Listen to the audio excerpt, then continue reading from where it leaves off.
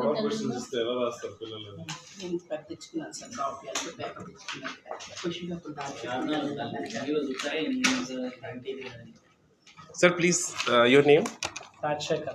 Okay, this subject you are taking care? Mathematics. Mathematics. Okay, fine.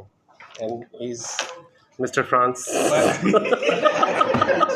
Myself, Suresh Babu, sir. I'm teaching French here. Oh, wonderful, sir. And I think you know about me. sir, కొంచెం అడుగు కూర్చోండి కనిపించారు Ma'am, say